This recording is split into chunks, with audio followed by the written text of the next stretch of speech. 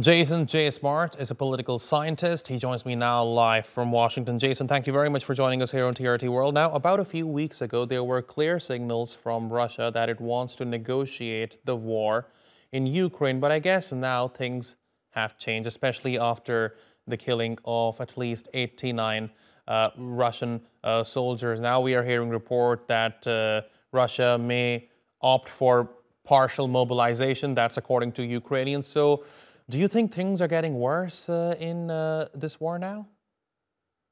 So there's a few factors here. One is that I think it's very clear for Russia that they will need a new mobilization.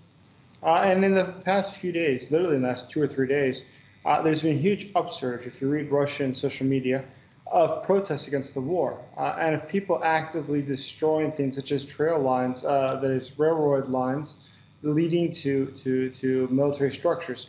And the reason is simple, is that I think the Russian population is becoming increasingly cautious about this war, increasingly concerned about this war.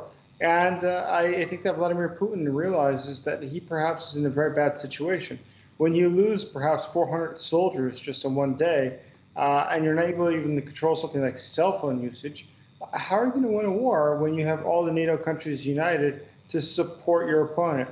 The reality is that Russia has no way to win this war.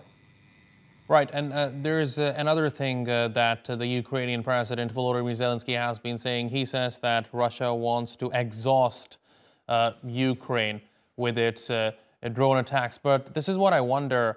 Since February, Russia has been doing that. I mean, it has been exhausting Ukrainian forces.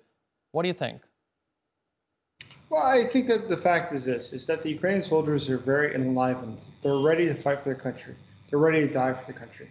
The Russian soldiers, on the other hand, are simply being called to service. It's not something they desire. They don't have any strong ideological beliefs. Somebody fighting for their own country, fighting for their own family, is obviously going to fight much more dearly, much more sincerely than somebody who is simply doing what is obligated of them, a coerced action.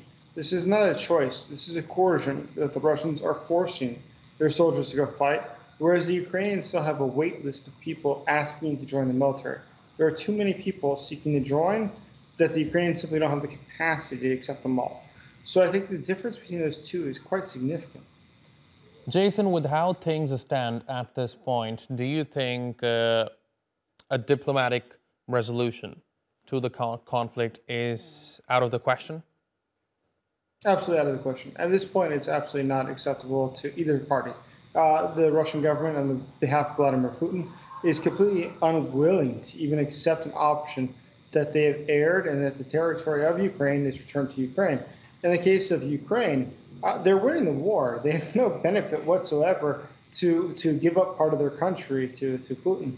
And so for any negotiation, you have to have losses on both sides that are substantial enough that both sides accept that it's better to find a common language than just to keep fighting. And they don't have that yet. Now, Jason, part of the reason why Ukraine is able to give such a robust resistance to Russian aggression is the aid that it has been receiving from the West since February. For how much longer do you think the West can provide aid to Ukraine? For how much longer do you think the West would be interested in providing aid to Ukraine? Because let's be realistic for a second here. In about a month from now, it will be exactly 1 year since this war began. Mm-hmm. So let's look at this in a different way. 92% of the aid that's been given to Ukraine, the weapons and everything else, from NATO countries is coming from the United States. 92%. So whether that is one NATO country, another NATO country, ultimately it's coming from the United States. And so ultimately the United States has complete resolve to continue this to the very end. And so I see no reason whatsoever that this would terminate. The U.S. has spent of its national military budget only about 5% per year on Ukraine, 5%.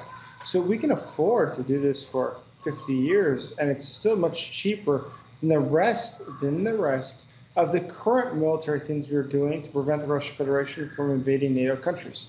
It's actually a very cheap investment for the United States. So given the economics of this, it's much cheaper for us to continue fighting this war indefinitely than it is to allow Russia to win a territory which would then lead to a future conflict. All right, Jason J. Smart, fascinating insights into the topic. Thank you very much for talking to us here on TRT World. Thank you so much.